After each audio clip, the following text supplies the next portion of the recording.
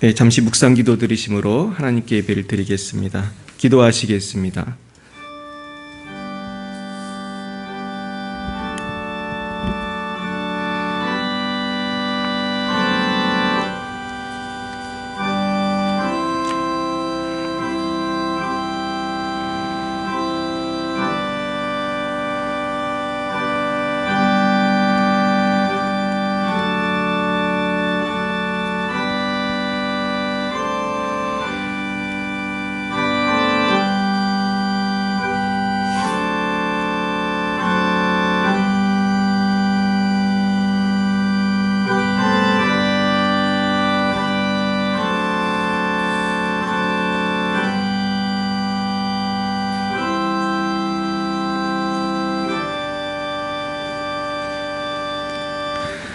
도둑이 오는 것은 도둑질하고 죽이고 멸망시키려는 것뿐이요 내가 온 것은 양으로 생명을 얻게 하고 더 풍성히 얻게 하려는 것이라. 아멘. 사랑과 은혜가 충만하신 하나님 아버지, 참 감사합니다. 우리를 사랑하사 우리에게 독생자 예수 그리스도를 보내주시고 십자가에 못 박혀 죽게 하심으로 우리의 모든 죄값을 치르시고 부활 승리하게 하심을 감사드립니다.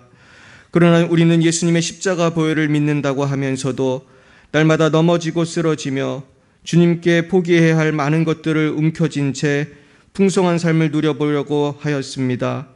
그러나 우리가 주님 앞에 회개하지 않으므로 주님이 약속하신 생명을 얻게 하고 더 풍성히 얻는 삶을 온전히 누리지 못했음을 고백하오니 이 시간 우리의 모든 죄와 허물을 용서해 주시고 성령으로 새롭게 하여 주시옵소서. 이제는 날마다 성령의 인도하심을 따라 모든 죄짐을 내려놓고 주님이 인도하시는 생명의 길로 나아가게 하옵소서. 이 시간에도 이 복음을 증거하기 위하여 전 세계에 흩어져 수고하시는 선교사님들을 축복합니다. 러시아의 장순영, 김정희, 장아림 선교사님과 레바논의 송주영, 박정임 선교사님을 지켜주시고 그 외에도 수많은 우리 선교사님들 지금 코로나로 인해서 더욱 어려움이 많습니다. 주님 인도하여 주시옵시고 보호하여 주시옵소서. 이 땅의 모든 교회들을 축복합니다. 많은 교회들이 전도의 문이 막히고 예배의 자유조차 빼앗겨 지금 수많은 교회들이 고통 가운데 신음하고 있음을 주님께서도 아시고 슬퍼하시는 줄 믿습니다. 주님 속히 주님의 몸된 교회가 이 땅에서 빛과 소금의 역할을 감당하며 만민이 기도하는 집이 될 수 있도록 인도하여 주시옵소서. 주님 이 일을 위하여 우리 문재인 대통령과 나아가 열방의 모든 지도자들이 지혜를 모아 이 모든 팬데믹 사태를 종식시키게 하시고 이로 인한 피해가 최소화될 수 있도록 인도해 주시옵소서. 사랑의 주님, 이 세상에는 너무나 악한 마귀의 속임수와 유혹이 많아서 주님의 생명의 문을 막고 있습니다. 진리를 거짓으로 바꾸고 거짓을 진리라고 속이는 이 세상에서 우리가 분별력을 갖게 하시고 이 땅의 수많은 영혼들이 마귀에게 미혹당하지 않도록 주님 성경의 진리로 이 땅을 비추어 주시옵소서. 지금 전도의 문이 많이 막힌 상태이지만 성령께서 평양 대부흥의 역사처럼 다시 한번 부흥의 불길을 일으켜 주시고 우리 열방의 미사랑교회를 중심으로 하여 이 지역 사회가 부천이 또한 대한민국이 다시 한번 성령으로 거듭나고 뒤집어지는 역사가 일어나게 하옵소서. 우리 교회와 모든 성도님들을 지켜주시고 오늘도 방송으로 예배에 참여하시는 모든 분들에게 영혼이 잘된 같이 범사에 잘되고 강건한 역사가 있게 하옵소서. 예배의 시종을 주님께 맡깁니다. 주님 천군천사 보내사 지켜주시고 성령으로 충만한 시간 되게 하옵소서. 성부 성자 성령께 모든 영광과 찬송을 올려드리오며 예수님의 이름으로 기도드리옵나이다. 아멘. 나는 전능하신 아버지 하나님 천지의 창조주를 믿습니다. 나는 그의 유일하신 아들 우리 주 예수 그리스도를 믿습니다. 그는 성령으로 잉태되어 동정녀 마리아에게서 나시고 본디오 빌라도에게 고난을 받아 십자가에 못 박혀 죽으시고 장사된 지 사흘 만에 죽은 자 가운데서 다시 살아나셨으며 하늘에 오르시어 전능하신 아버지 하나님 우편에 앉아 계시다가 거기로부터 살아있는 자와 죽은 자를 심판하러 오십니다. 나는 성령을 믿으며 거룩한 공교회와 성도의 교제와 죄를 용서받는 것과 몸의 부활과 영생을 믿습니다. 아멘. 성시교독은 교동문 44번입니다.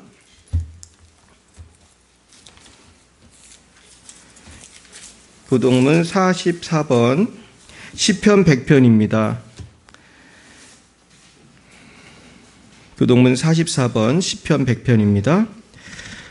온 땅이여 여호와께 즐거운 찬송을 부를지어다.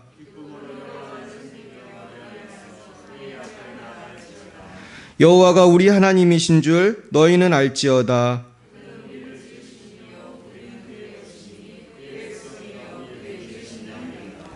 감사함으로 그의 문에 들어가며 찬송함으로 그의 궁정에 들어가서 여호와는 선하시니 그의 인자하심이 영원하고 대대에 이르리로다. 아멘. 찬송가 150장으로 하나님께 영광 올려드리겠습니다. 150장입니다.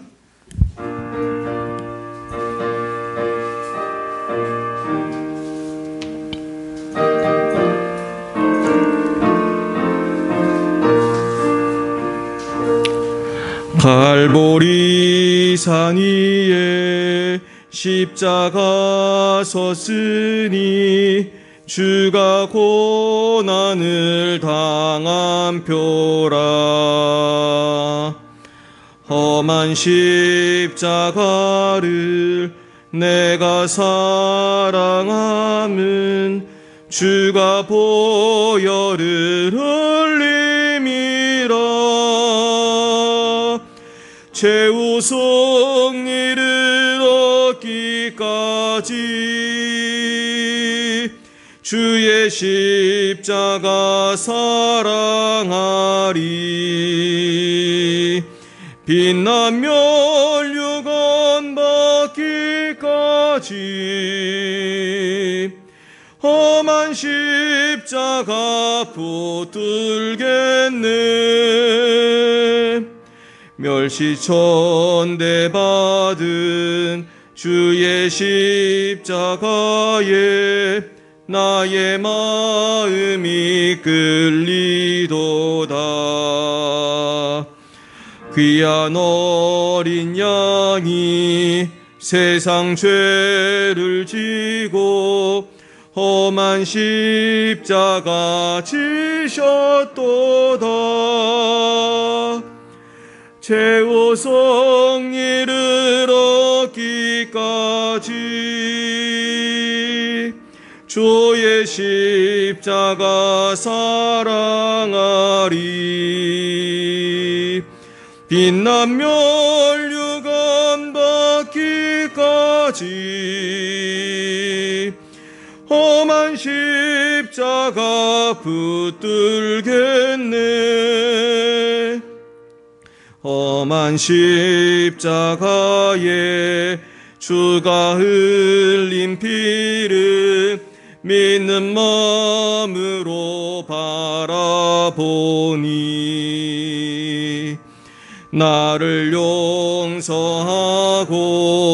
내 죄 사하시려 주가 흘리신 보혈이라. 최후 승리를 얻기까지 주의 십자가 사랑하리. 빛난 멸류관 받기까지 험한 십자가 붙들겠네. 주님 예비하신 나의 본향집에 나를 부르실 그날에는 영광 중에 계신 우리 주와 함께 내가 죽도록 충성하리. 최후 승리를 얻기까지 주의 십자가 사랑하리. 빛난 멸류관 가지 험한 십자가 붙들겠네.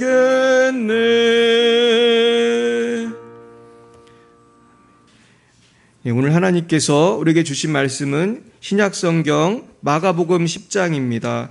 마가복음 10장 17절부터 31절까지 말씀이 되겠습니다. 마가복음 10장 17절부터 31절까지 말씀을 저와 여러분이 한 절씩 교독하시겠습니다. 신약 71페이지입니다.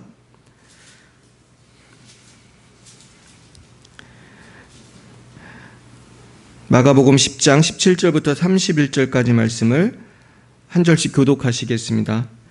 예수께서 길에 나가실새 한 사람이 달려와서 꿇어앉아 묻자오되 선한 선생님이여 내가 무엇을 하여야 영생을 얻으리이까?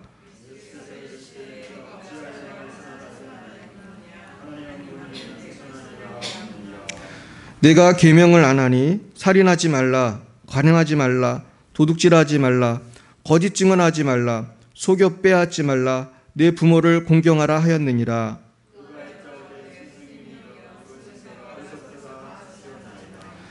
예수께서 그를 보시고 사랑하사 이르시되 내게 아직도 한 가지 부족한 것이 있으니 가서 내게 있는 것을 다 팔아 가난한 자들에게 주라. 그리하면 하늘에서 보화가 내게 있으리라. 그리고 와서 나를 따르라 하시니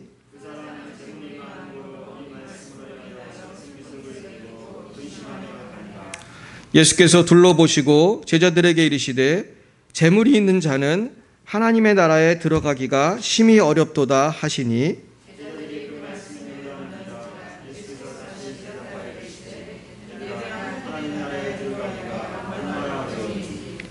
낙타가 반알귀로 나가는 것이 부자가 하나님 나라에 들어가는 것보다 쉬우니라 하시니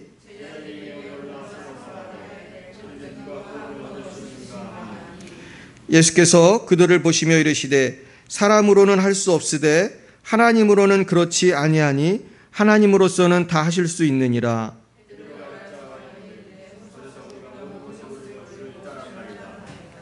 예수께서 이르시되 내가 진실로 너희에게 이르노니 나와 복음을 위하여 집이나 형제나 자매나 어머니나 아버지나 자식이나 전토를 벌인 자는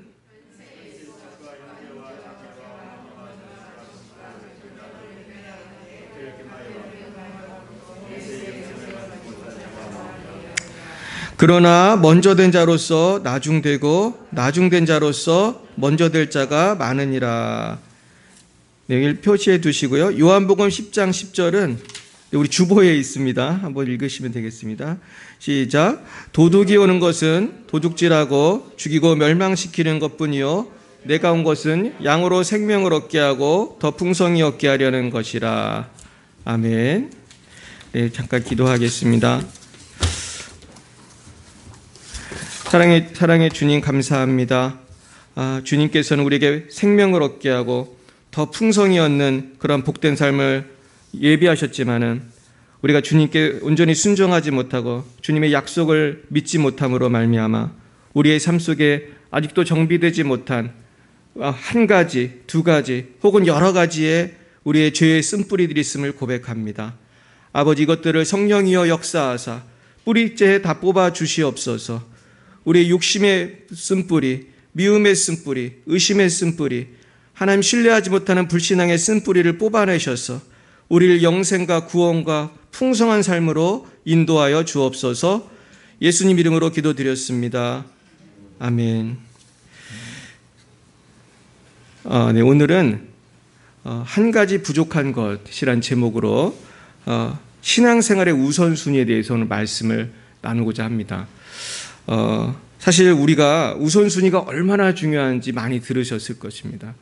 그래서 어떤 외국의 유명한 학자는 제일 중요한 일을 제일 먼저 하라 이런 책을 쓴 사람이 있었습니다.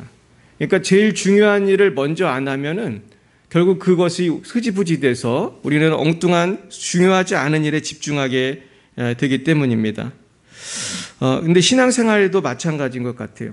내가 주님 앞에 먼저 내려놓고 주님 앞에 먼저 나아가야 되는데 그것을 가로막는 그런 것들이 많이 있어요. 이게 사람마다 조금씩 다른데요. 오늘 본문에도 그 한 사람이 나옵니다. 내가 주님께 제일 귀한 것을 드리고 주님을 섬겨야 되는데 그것을 하지 못하는 것입니다. 그래서 오늘 본문에 보면 한 부자가 예수님을 찾아왔다고 말씀하고 있습니다. 우리 17절을 같이 읽어보겠습니다. 예수께서 길에 나가실새 한 사람이 달려와서 꿇어앉아 묻자오되 선한 선생님이여 내가 무엇을 하여야 영생을 얻으리까? 이분은 그 다른 성경에 보면은 관원이고 청년이고 또 오늘 본문에 또 부자라고 나와 있습니다. 그러니까 이분이 근데 영생을 무엇을 하여야 얻을 수 있는지 아주 귀한 질문을 해요. 그래서 보통 예수님한테 오는 사람 치고 영생에 대해서 묻는 사람은 니고데모나 이분하고 많지 않은데요. 대부분 복을 달라고 하든지 병을 고쳐달라고 오는데 이분은 영생에 대해서 알고 싶어 했습니다. 그런데 주님께서는 18절에 이렇게 말씀하십니다. 내가 어찌하여 나를 선하다 일컫느냐? 하나님 한 분 외에는 선한 이가 없느니라. 그래서 이 말씀에도 참 깊은 의미가 있다고 생각합니다. 인간은 다 죄인이라는 거예요. 인간은 다 죄인인데 너는 왜 나를 선한 선생님이라고 부르니? 그러는 거죠. 그래서 존 메가다 목사님은 이 부분이 예수님이 자신의 신성을 나타내시는 부분이다 이렇게 얘기하시는데요. 사실 예수님 어떤 힌트를 주시는 것 같아요. 인간은 선하지 않아. 인간은 다 죄인이야. 물론 인간의 잣대에서는 착한 사람 나쁜 사람 있지만 하나님 볼 때는 의인은 없나니 하나도 없다고 말씀하신 것입니다. 그러면서 주님은 19절에서 내가 계명을 안 하니 살인하지 말라, 간음하지 말라, 도둑질하지 말라, 거짓 증언하지 말라, 속여 빼앗지 말라, 내 부모를 공경하라 하였느니라. 그가 여짜오되 선생님이여 이것은 내가 어려서부터 다 지켰나이다. 이제 이 말씀이 이게 문제인데요. 계명을 다 지켰다고 얘기합니다. 계명을 다 지키면 영생을 얻겠죠. 계명을 다 지키면 영생을 얻는데 사실 다 지킨 사람이 있을까요? 아마 이 청년 말대로 계명을 다 지켰다면 예수님은 필요가 없는 거예요. 그러니까 예수님이 이 청년의 교만을 보셨죠. 얘가 정말 엄친아로 그 부잣집에서 신앙생활도 잘하고 했지만은 얘가 모르는 게 있구나. 그럼 주님이 딱 한마디 하시니까 이 청년이 바로 이제 본인의 연약함을 드러내요. 뭐라고 하셨습니까? 21절 보겠습니다. 예수께서 그를 보시고 사랑하사 이르시되 내게 아직도 한 가지 부족한 것이 있으니 가서 내게 있는 것을 다 팔아 가난한 자들에게 주라. 그리하면 하늘에서 보화가 내게 있으리라. 그리고 와서 나를 따르라 하시니. 예수님은 이 청년의 아킬레스건을 아셨어요. 이 청년은 부자거든요. 자기가 지금 율법을 다 지켰다고 지금 자신 있게 어떻게 보면 교만하게 얘기를 했지만은 너 이 돈 다 팔아서 재산 다 팔아서 나눠주고 나를 따라오너라. 이것이 영생의 길이라고 얘기해 주시는 거예요. 그랬더니 이 친구가 어떻게 했습니까? 22절에 보면은 그 사람은 재물이 많은 고로 이 말씀을 인하여 슬픈 기색을 띠고 근심하며 가니라. 이 너무 안타깝죠. 근심하고 슬퍼하고 예수님을 떠나버렸어요. 근데 이 청년만 그런 게 아니고요. 많은 사람들이 처음에 많은 희망과 꿈을 갖고 교회를 나왔다가 교회를 떠나는 분들이 있어요. 이제 예수님의 비유의 말씀으로 보면은 길가밭에 뿌린 씨앗 같은 분들이 있어요. 왔다가 금방 또 조금 무슨 일 있으면 이제 교회를 떠나는 거예요. 근데 이 청년에게는 그 무슨 일이 그 재물에 대한 거예요. 왜냐하면 이 재물은 이분한테 어떻게 보면 제일 우선순위가 어때요? 제일 높은 거예요. 주님 다른 건 몰라도 이건 안 됩니다. 이거를 버리느니 뭐를 버렸어요? 영생을 버렸어요. 영생을 세상에. 지혜로웠어요? 어리석었어요? 사실은 이게 굉장히 어리석은 건데 그만큼 인간은 뭐를 좋아하죠? 저도 재물을 참 좋아해요. 제가 하루는 타이타닉이라는 영화를 봤는데 거기 여러분 보셨습니까?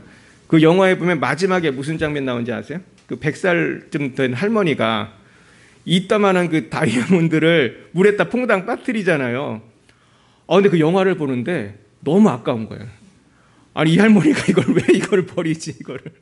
그 영화에서는 되게 아름답게 나오는 그런 장면인데 영화에 집중이 안 되는 거야. 이걸 왜 버리지? 그래서 내 마음에, 내가 이렇게 욕심이 많구나. 뭐 내 다이아몬드도 아니고 영화인데 이거를 물에 바다에 빠뜨리는데 너무 아까운 거예요. 그러니까 우리가요, 돈을 그렇게 쉽게 버려야 안 버려요? 1,000원도 안 버려요. 우린 1,000원도 안 버려요. 저도 어제 어떤 분들이 와서 제가 도와달라고 해가지고 내가 5만 원을 도와드렸어. 5만 원을.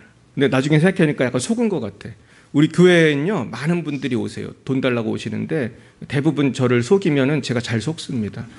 근데 5만 원도 아까운 거예요. 5만 원도. 그러나 한편으로 생각하니까 얼마나 돈이 없으면 저분들이, 이 노인분들이 오셔서 저는 말을 했을까. 그러면서 뭐 제가 뭐 간식도 드리고 막 마스크도 드리고 그랬는데 한편으로는 좀 괜찮아요. 근데 우리가 사실은 너무 힘든 게 있어요. 그게 대부분 이제 물질이고요. 또 어떤 사람은 또 명예고요. 어떤 사람은 또 뭐가 있을까요? 다들 자신 있는 거 있잖아요. 너무 소중하게 생각하는 거. 그래서 우리 큐티에다 보면은 자녀 우상 그런 말도 많이 나오죠. 자녀가 또 우상인 사람이 있고, 남편이 우상인 사람이 있고, 성공이 우상인 사람도 있고. 그래서 그것 때문에 누구한테 못 오는 거예요?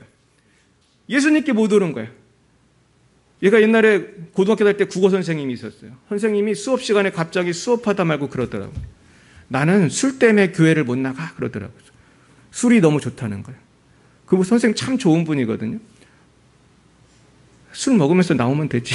그런 말을 할 수는 없었어요. 근데 그분은 그게 너무나 우선순위가 높았던 거예요.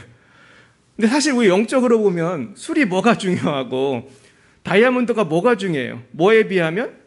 영원한 생명에 비하면, 주님의 영원한 축복에 비하면 그건 뭐예요?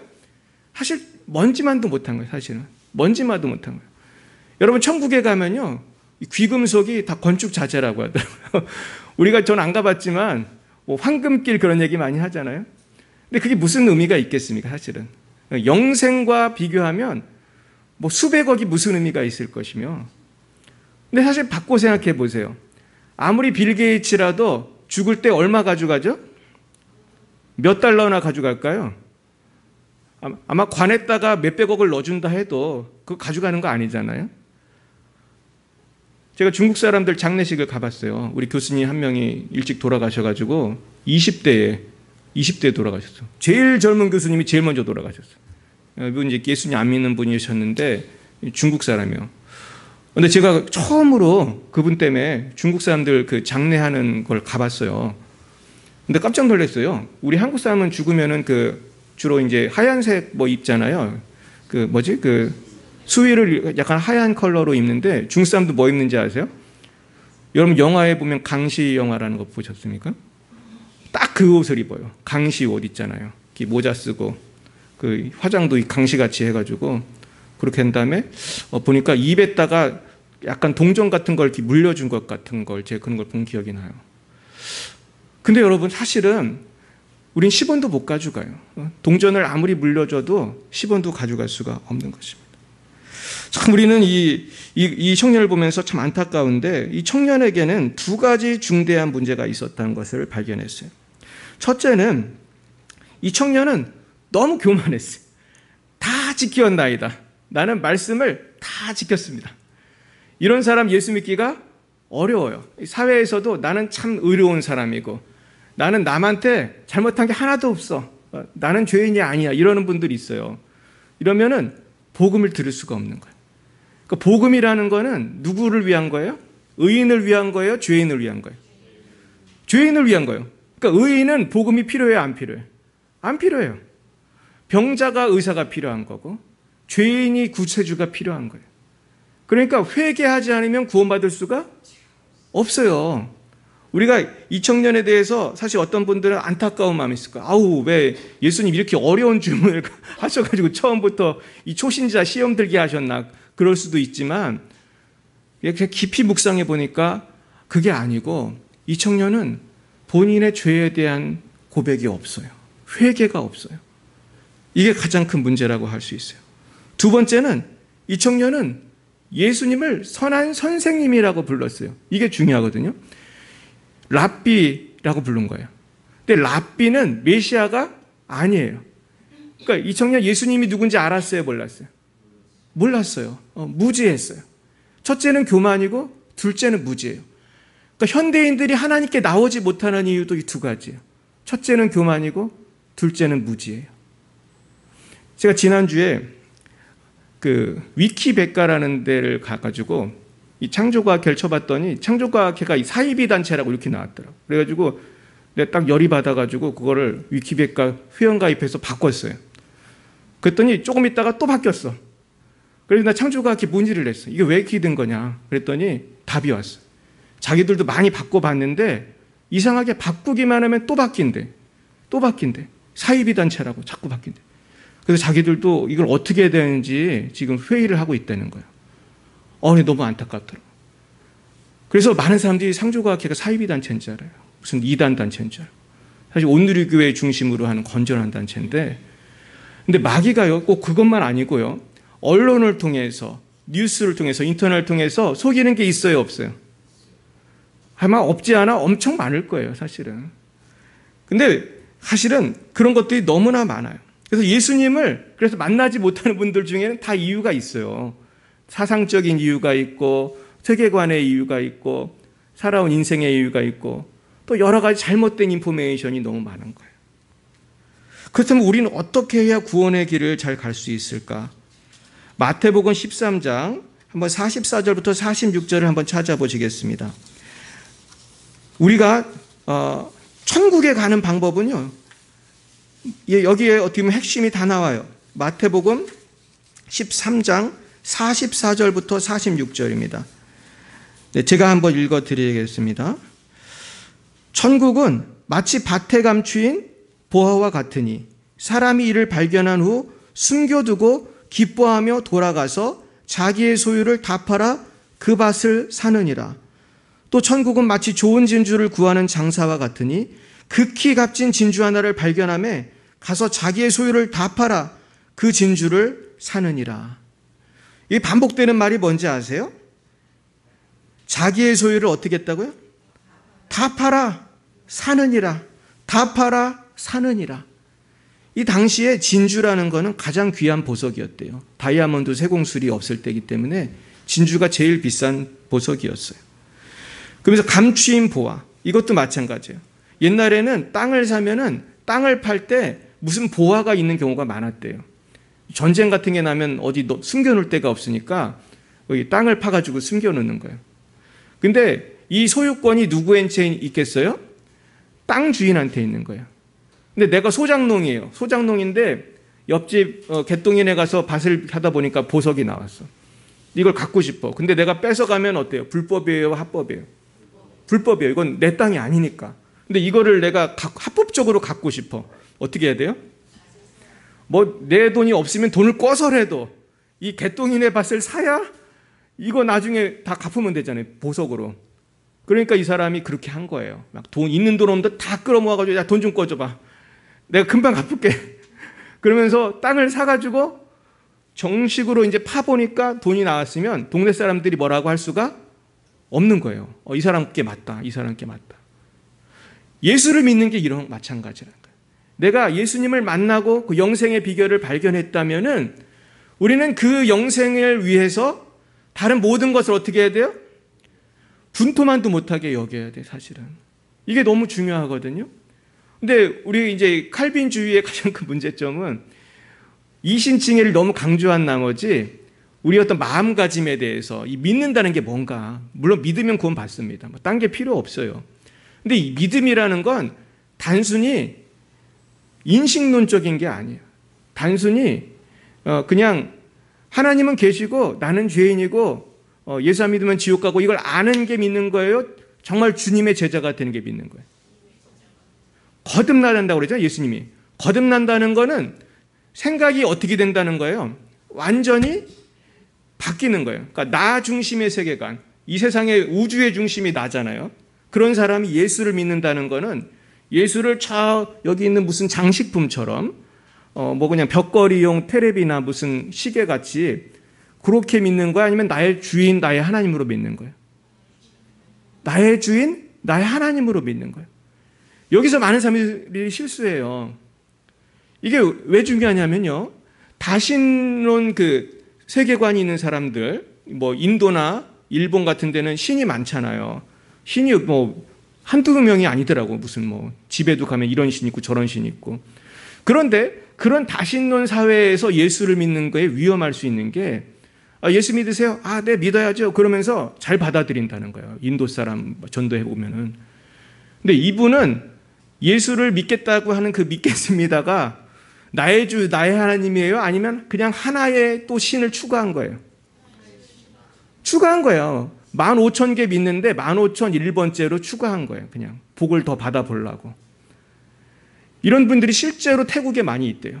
태국 같은데 태국에 있는 목사님이 얘기하는데 태국에 있는 많은 성도의 문제점은요. 전도를 하면 잘 받아들인다는 거예요. 그러고서 오전에 교회 나왔다가 오후에 절에 또 간대. 이해가십니까? 이 메커니즘 아시겠어요? 그러니까 예수를 믿는다는 것은 나의 주, 나의 하나님. 따라해볼까요? 나의 주, 나의 하나님. 아멘이십니까? 근데 여기까지 가는 게 쉽지가 않은 거예요. 왜? 나는 뭐가 귀하니까? 돈이 귀하고 또 사람들과의 관시, 인간관계가 귀해. 중국말로 관시라고 그래요. 관계가 귀해.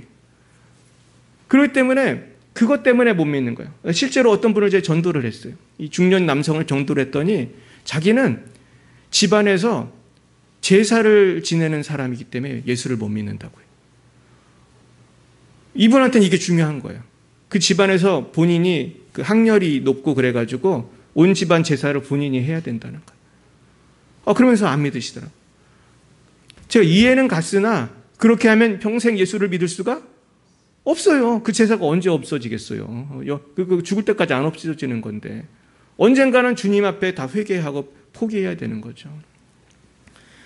제가 예전에 제주도 출신의 선교사님을 만나는데요. 제주도가 그렇게 미신이 강하대요. 그래가지고 제주도는 뭐 별 희한한 세리머니가 다 있더라고. 막 닭을 잡아가지고 막 피를 뿌리고 막 별의별 희한한 걸 한대요. 근데 굉장히 거기는 그 시족 사회가 아직도 있고 그냥 제사를 엄청 크게 지낸대. 근데 이분이 거기에 장손인가 그래. 그 집안에. 그러니까 이분이 예수를 믿는다는 거는 진짜 목숨을 걸어야 되는 거예요. 목숨을 걸어야. 그 집안 사람이 한두 명이 아니잖아요. 그 수십, 수백 명의 제사를 책임져야 되는데 내가 예수 믿으면서 이걸 안 한다는 거는 보통 힘든 일이 아닌 거예요. 근데 이분이 그러더라고요. 하루는 자기 아버님이 결단을 하시더라는 거예요. 이제 아버지부터 이렇게 오는 거니까. 우리 집은 예수 믿기로 했습니다. 그러면서 그냥 그날로 욕먹기로 하고 그냥 딱 선포를 해버리더래요. 그러면서 그 선교사님은 거기에서 자유케 되고 이제 신학교 가서 목사님 되고 선교사님 되셔서 중국에서 사역하셨어요. 근데 사실 이게 쉽지 않은 거죠. 집안 사람들이 다 보고 있는데. 근데 여러분 이것도 영적인 세계에서 보면은 다 뭐예요? 분토만도 못한 거예요, 사실은. 지금은 이게 너무 귀중하고 우리 동네 사람들 어떡하지? 그러나 하나님께 맡기면 이건 별거 아닌 거예요. 이것을 상대화할 수 있는 것이 믿음이에요. 그러니까 구원 얻는 믿음이라는 것은 나에게 너무나 소중한 이것을 분토만도 못하게 버릴 수 있는 거예요. 내가 어떤 손해가 나든 어떤 어려움이 나든. 그러니까 이신칭이라는 말의 그 신, 예수를 믿는다는 것은 가벼운 거예요? 아주 중요한 거예요? 생명보다 중요한 거예요. 이거는 예수님은 나의 주, 나의 하나님이거든요. 무슨 집에 뭐 펫을 한 마리 데려오는 게 아니에요. 우리 강아지만 한 마리 집에 들어와도 많은 게 변화가 있는데. 또 어떤 분은 예수를 10년, 20년을 믿어도 변화가 하나도 없는 분들이 있어. 집에 강아지만 들어와도 변화가 있는데. 얘를 씻겨주기 위해서 뭘 하고 사야 되는 물건이 있고. 근데 예수를 믿는데도 아무것도 변화가 없다면은 이분의 신앙을 어떻게 해야 돼요? 한번 점검해 볼 필요가 있는 거예요. 그래서 존 메가더 목사님이 제일 싫어하는 전도법이 뭐냐면은 영접 기도만 하면 됐다고 하는 전도법이 자기는 이제 문제가 있다는 거예요. 이분 책에 보면 여러 번 나오거든요. 많은 사람들이 영접기도 따라하세요 하고 이게 나쁜 게 아니잖아요. 중요한 거고 좋은 거지만 거기에는 뭐가 있어야 한다는 거예요. 죄에 대한 심각한 회개가 있어야 한다는 거예요. 이게 굉장히 중요합니다. 그래서 이분이 그러더라고요. 하나님은 당신을 사랑하시고 당신을 위한 놀라운 계획을 가지고 계십니다. 이 전도 문구는 사실은 조금 바꿀 필요가 있다는 거예요. 왜냐하면 지금 죄 가운데 있는 이 사람에 대해서 하나님은 어떤 계획을 갖고 있는지 아세요? 풍성한 계획이 있어야 하면 심판할 계획이 있어요. 무서운 계획이 있는 거예요. 사실 무서운 계획이. 어떻게 보면 좀 우습게 들릴 수도 있지만은 하나님은요, 예수를 안 믿는 분들에게는 무서운 계획이 있어요, 사실은. 이거를 알고 회개하고 예수 믿어야 진짜 믿는 거예요. 그냥 너무 가볍게 하나님 당신 사랑하세요, 한번 믿으세요. 처음에는 혹시 그럴 수 있지만은 양육을 통해서 좀 제대로 깨우칠 필요가 있겠더라고요. 제가 이걸 선교지 가서 많이 느꼈어요. 제가 교수를 하니까 예수님 믿을래? 그러면은 거의 다 믿는다고 그래요, 그냥. 얼마나 당황스러운지 모르겠어요. 믿는다는 애가 거의 반도 넘어요. 그럼 제가 굉장히 말렸다니까요, 제가. 다시 복음을 설명하고 예수를 믿는 건 이런 뜻이다. 물론 지금 생각하면은 그냥 그래도 영접기도 한번 시킬 걸 그랬나? 그런 생각이 있는데 이제 엉터리로 가짜로 교수님 눈치 보느라고 이런 애들이 많았어요. 사실은 예수를 믿는다는 것은 굉장한 결단이 필요한 거예요. 그래서 우리가 너무 서두를 것도 아니고 그렇다고 해서 너무 미룰 것도 아니고 중요한 것은 나의 주 하나님으로 믿어야 돼요. 그리고 뿐만 아니고 예수를 믿었다고 해도 인생을 살다 보면은 나의 주 나의 하나님으로 믿던 하나님이 나도 모르게 저 인생에 저 구석에 가 있는 경우가 있어요, 없어요? 그런 사람들이 있어요. 요새는 막 신앙생활도 제대로 안 하고 교회도 안 나가고 하나님하고 상관없이 막 살아가는 사람들이 있어요. 그런 사람들이 참 위험한 거예요. 옛날에 엘비스 프레슬리라는 분에 대한 글을 읽은 적이 있어요. 엘비스 프레슬리는요, 테네시주 그리고 제가 살던 미시시피주 그쪽에서 미시시피의 고향이고 테네시에서 주로 활동한 것 같아요. 트럭 운전사였어요. 근데 이분이 노래를 되게 잘하는데 아무 리코드사에서도 이분의 노래를 해주지를 않는 거예요. 왜냐면 트럭 기사니까 얘를 뽑아 쓸 리가 없는 거예요. 근데 이 친구는 효자라 어머니 생일날 앨범을 꼭 내고 싶었어요. 그래가지고 여러 레코드사를 전전하면서 제발 좀 내달라고 해서 결국 어떤 레코드사에서 엘비스 프레슬리의 레코드를 내줬어요. 그 회사가 어떻게 됐을까요? 대박이 난 거예요, 정말로. 돈을 어마어마하게 버는 거예요. 이 친구가 노래를 너무 잘하니까. 근데 엘비스 프레슬리는 원래 테네시가 이제 크리스찬이 많은 곳이에요. 미국 남부는 거의 온 동네 사람들이 다 교회를 다니는, 특히 그 시대에는 그런 분위기고, 지금도 제가 볼 때 한 반은 교회 다니는 것 같아요. 제가 남부에서 매년 살았는데요. 교회 주일이 딱 되면은 그냥 예배당에 주차장에 차가 꽉 차요, 진짜. 뭐 흑인이고 백인이고 다 교회에 나가요, 대부분. 양복 같은 거 입고. 근데 엘비스 프레슬리가 얼마나 예수를 잘 믿었냐면은 어떤 여자친구랑 데이트를 할 때도 성경을 읽었대요. 기록에 보면은. 그렇게 예수를 잘 믿던 청년이에요. 근데 돈을 많이 벌다 보니까 그 믿음이 어떻게 됐을까요? 자꾸 멀리 가는 거예요. 그래서 이 친구가 마약에 손을 대게 돼요. 사실 나중에 죽을 때는 마약으로 죽습니다. 그런데 전 엘비스 프레슬리를 보면서 지금도 궁금해요. 이 친구가 천국에 갔을까? 과연 구원을 받았을까?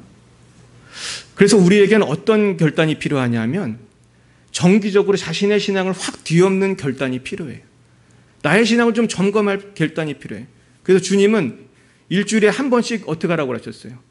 안식일을 만드시고 적어도 일주일에 한 번은 예배드리고 결단하게 하시잖아요. 그래서 이 주일이 얼마나 귀한지 몰라요. 그래서 우리 성경에 보면 야곱이 그 집안에 굉장히 큰 어려움이 생깁니다. 야곱이 이제 에서를 만나고 나서 어떤 일이 있었냐면은 야곱의 딸 한 명이 강간을 당하고 나서 그 세겜에 있는 동네 사람들을 다 죽여요. 거기 아들이 아버지 몰래 그런 어떻게 보면은 큰 잘못을 하죠, 사실은. 그리고 복수를 너무 세게 한 거야. 자기 여동생이 강간당한 걸 알고 거기 마을 사람들 다 죽여. 아마 그때 하나님 안 도와줬으면은 벌떼같이 다 몰려들어서 야곱의 가족이 어떻게 됐을까요? 다 죽었겠죠, 뭐. 몇 명 되지도 않는데. 철없는 아들 2명이 그 난리를 쳐놨으니 다 죽은 목숨이잖아요. 근데 야곱이 그때 뭘 하냐 하면은 온 집안 식구를 다 집합을 시켜요. 이러다가 우리 다 죽겠다. 뭘 하냐면 다 회개하자. 집에 갖고 있던 모든 우상을 다 버리게 해요. 다 땅속에 파묻어. 그리고 다 회개기도 하고 예배를 드리고 변화가 돼요. 성경에 보면 하나님이 역사하셔서 주변 사람들이 야곱을 무서워하게 해가지고 살아남아요. 난 그래서 그때 이 부분을 읽고 깨달은 게 있어요. 우리가 신앙생활하다 실수가 있어요, 없어요? 있어요. 그 야곱의 아들이 그 미친 짓을 한 것처럼 사람도 죽일 수 있고 돈도 어떻게 할 수 있고 실수를 할 수가 있어요. 그럴 때 우리는 어떻게 해야 돼요? 회개해야 돼요. 정결해야 돼요. 온 식구가 그럴 땐 다 모여야 되고 온 집안이 다 모여야 되고 우리 이렇게 되면 안 된다. 하나님 앞에 결단을 하고 회개하면 하나님이 특별한 은혜를 줄 줄로 믿습니다. 이것이 중요한 거예요. 그래서 우리는 아직도 내가 숨겨둔 우상이 문제예요. 기생충처럼 종양처럼 숨겨둬요. 그게 문제예요. 근데 제가 많은 성도님들 만나보면 제가 축복 기도하는 게 주 업무예요, 사실은. 축복을 하다 보면 제 마음 가운데 정말 이분은 축복을 받겠구나 이런 분도 있지만 이건 안 된다 그런 생각이 드는 분도 있을까요? 꽤 많아요. 왜냐면 내가 그분의 삶을 알거든. 하나님 앞에서 해결되지 않은 문제가 태산 같은데 자꾸 축복해달라는 거예요. 제가 지금 목회가 20 몇 년째인데요. 그런 분들 많아요. 아무리 솔직히 기도해도 사실은 그거 해결 안 되거든요. 왜냐면 내 마음속에 숨겨놓은 죄가 너무 많은 거예요. 어떤 분은 그래요. 그냥 목사님 저 너무너무 어려워요. 막 집안에 이런 문제도 있고 저런 문제도 있고. 근데 보면은 이분 신앙생활 너무나 열심히 안 하는 거예요. 근데 보면은 막 자기 막 뭐 차 사고 뭐 하고 그러는데 돈을 펑펑 쓰는 거예요. 근데 주님 위해서는 아무것도 거의 안 하는 거예요. 그러면서 너무 어려워요. 맨날 그 얘기만 해. 근데 가만히 보면 어렵다고 하는데 다른 거 할 때 돈을 너무 잘 쓰시는 거예요. 주님 앞에는 정말로 너무 인색하고 한 예를 듭니다. 근데 그분을 뭐 미워하는 게 아니고 사랑해서 하는 거예요. 너무나 내가 사랑하는 분인데 너무나 안타까운 거예요. 이 패턴이 계속 반복되시더라고요. 근데 사람이 신앙생활을 20년, 30년 해도요, 이게 바뀌어요? 잘 안 바뀌어요? 잘 안 바뀌어요. 성도님들 한 10명 있으면요, 10명의 패턴이 다 있어요. 우리 교회 분들은 대부분 좋으시지만 한번 우리 자신 한번 점검해 보세요. 나는 혹시 어떤 게 바뀌어야 되는가? 그래서 제가 이 죄를 어떻게 정리해야 되는지 한 몇 개만 정리하고 말씀 마치겠습니다. 첫째는 내 안에 숨겨둔 죄를 빨리 정리해야 되잖아요. 첫째, 죄를 미화하지 말아야 돼요. 죄를 죄로 인정해야 돼요. 이게 제일 중요해요. 근데 많은 분들이 죄를 죄로 인정을 안 해요. 심지어 목사한테도 제가 형편이 어렵고요, 이래서요, 이걸 못하는 거예요. 제가 이해는 하면서도 계속 이렇게 살면 해결이 돼요, 안 돼요? 안 되는 거예요. 죄를 미화하고 합리화하면 안 돼. 이게 당신의 인생을 망치는 겁니다. 그냥 그렇게 말하고 싶어요, 사실. 그것 때문에 안 되거든, 그분은. 이걸 하나님 앞에 해결이 안 되는 거예요. 근데 이걸 깨닫지를 못해. 깨닫는 방법이 두 가지가 있어요. 첫째는 말씀으로 죄를 깨달아요. 시편 19편 7절에서 13절. 여호와의 율법은 완전하여 영혼을 후생시키시며 여호와의 증거는 확실하여 우둔한 자를 지혜롭게 하며 여호와의 교훈은 정직하여 마음을 기쁘게 하고 여호와의 계명은 순결하여 눈을 밝게 하시도다. 하나님 말씀만 읽어도 눈이 밝아져요. 깨달음이 있어요. 여호와를 경외하는 도는 정결하여 영혼까지 이루고 여호와의 법도 진실하여 다 의로우니 금곧 많은 순금보다 더 섬할 것이며 꿀과 송일꿀보다 더 달도다.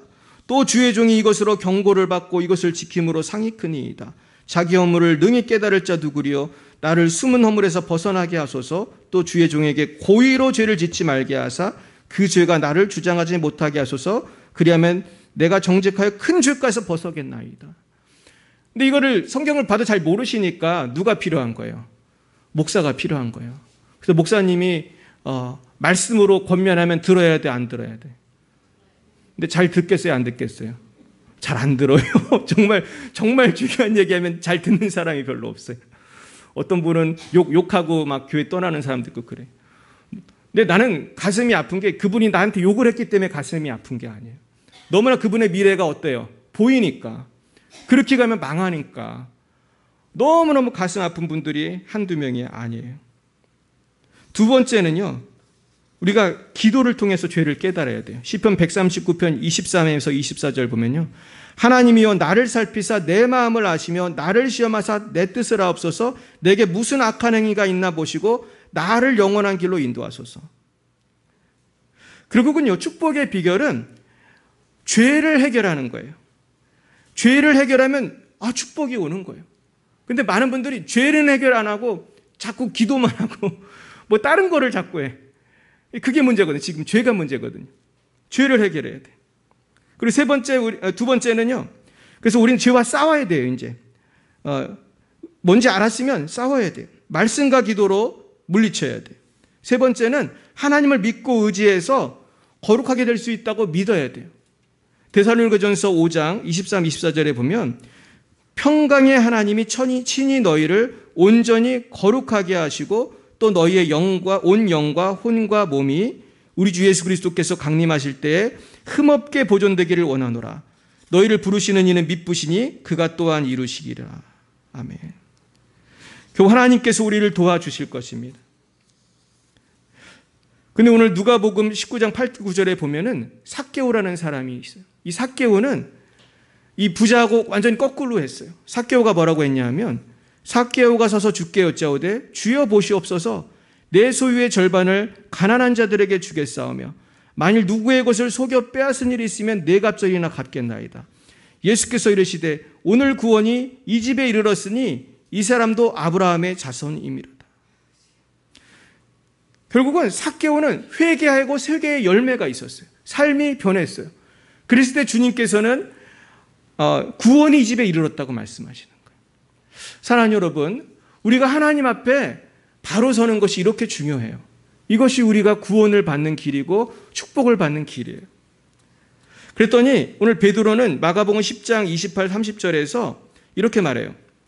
베드로가 여짜봐 이르되 보소서 우리가 모든 것을 버리고 주를 따랐나이다. 그랬더니 29절에 주님이 이래요. 이르시되 내가 진실로 너에게 이르노니 나와 복음을 위하여 집이나 형제나 자매나 어머니나 아버지나 자식이나 전토를 벌인 자는 30절 현세에 있어 집과 형제와 자매와 어머니와 자식과 전토를 100배나 받되 박해를 겸하여 받고 내세 영생을 받지 못할 자가 없느니라. 몇 배의 복을 주신다고요? 100배의 복을 주세요. 근데 뭐를 겸하여 주신다고요? 고난을 겸하여 주세요.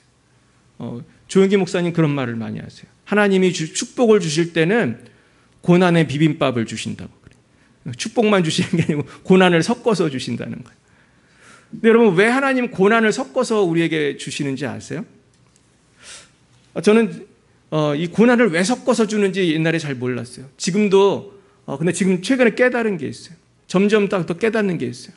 사람은요 축복만 주고 고난을 안 주면요 점점 어떻게 되죠? 점점 교만해지기 쉬워요.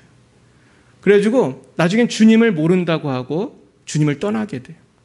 그래서 하나님께서는 축복을 주실 때 꼭 고난을 같이 주세요.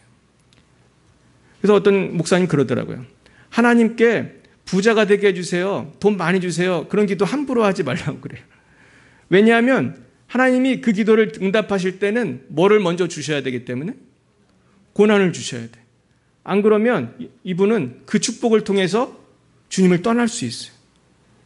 많은 분들이 주님을 떠나고 오히려 망하는 경우가 있기 때문에 하나님께서 그렇게 역사하신 것 같아요. 우리 마태복음 10장 33절에 보면 누구든지 사람 앞에서 나를 부인하면 나도 하늘에 계신 내 아버지 앞에서 그를 부인하리라 말씀하셨어요. 결국 우리가 하나님 앞에서 우리가 잘 사는 것은 어디서든지 믿음을 변치 않는 그런 믿음의 사람이 돼야 돼요. 그래서 우리는 항상 성령의 도우심으로 인내하면서 승리해야 할 줄 믿습니다. 오늘 마가복음 10장 31절 마지막 절에 이런 말씀이 있어요. 그러나 먼저 된 자로서 나중되고 나중된 자로서 먼저 될 자가 많으니라. 결국 여러분 신앙생활의 핵심은 끝까지 잘 믿는 거예요. 끝까지 인내하는 거예요. 그러면서 내가 하나님을 끝까지 붙들 때 정말로 하나님께서 천국에서 우리에게 가장 귀한 것으로 인도해 주실 줄로 믿습니다. 오늘 시간이 너무 많이 됐는데요. 히브리서 10장 34절부터 39절 말씀을 한번 같이 읽고 말씀을 마치겠습니다. 히브리서 10장 34절부터 39절입니다.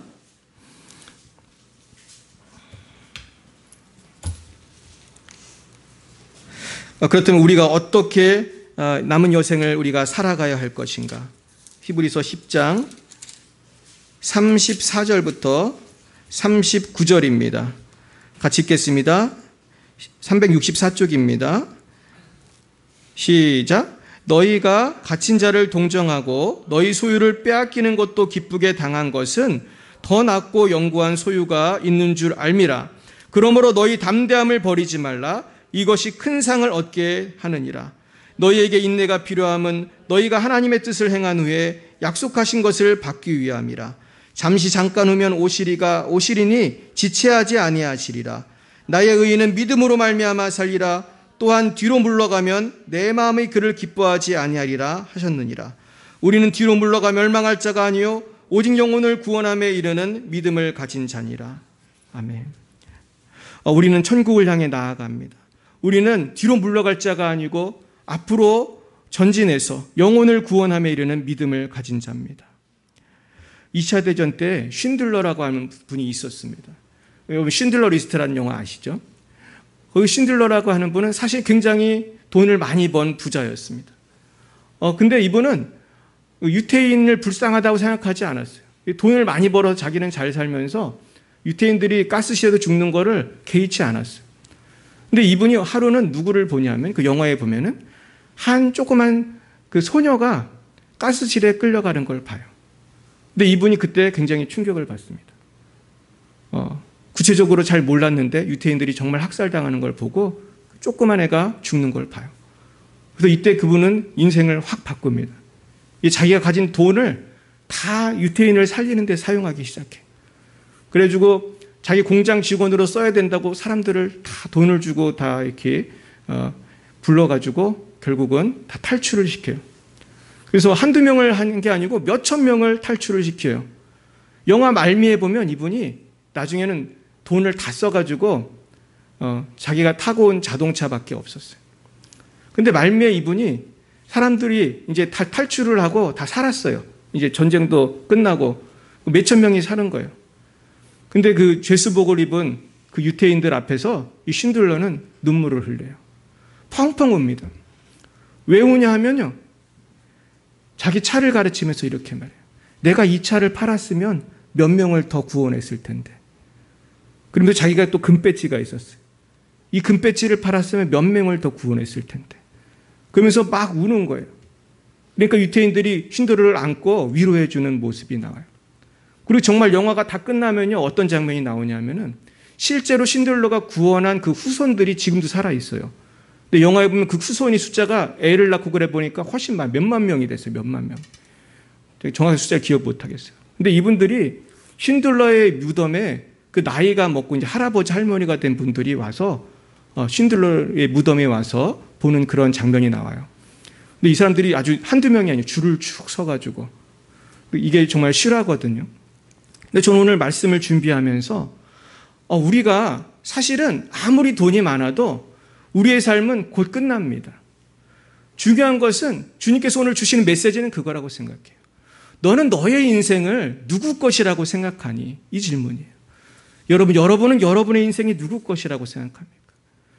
결국 우리가 이것을 깨닫는다면 소유에서 나눔으로 우리의 삶이 바뀌어야 할 줄 믿습니다. 그래서 많은 사람들이 성공을 위해서 살아요. 그러나 우린 더 이상 성공을 위해 사는 것이 아니라 위대한 것을 위해 살아야 할 줄 믿습니다. 우리가 오늘도 이제 예배 끝나고 전도지를 접을 건데 이 전도지가요 위대한 삶을 사는 아주 중요한 도구예요. 우리가 한 영혼을 구원하는 것이 나의 소유를 위해 사는 것보다 훨씬 중요한 일일 줄 믿습니다. 이제는 우리가 나 중심의 삶에서 하나님 중심으로 살 때 하나님만이 우리에게 주실 수 있는 위대한 삶을 살게 될 줄로 믿습니다.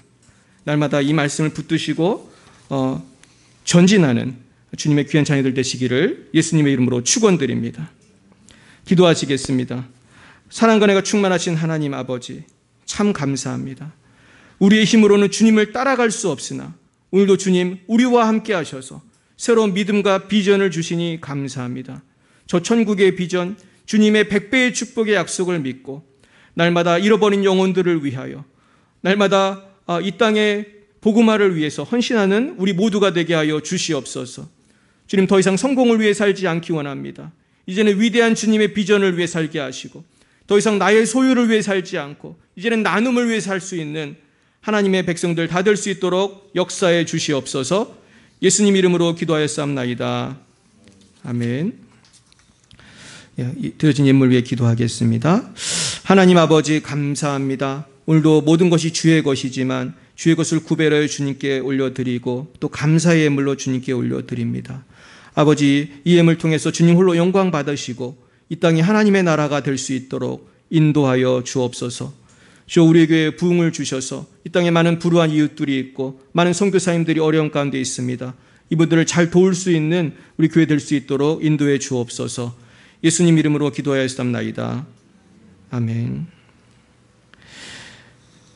네, 우리 옆에 분에게 인사하겠습니다. 한 주간도 승리하십시오. 네, 감사합니다. 네, 우리 축복성 부르고 예배를 마치겠습니다.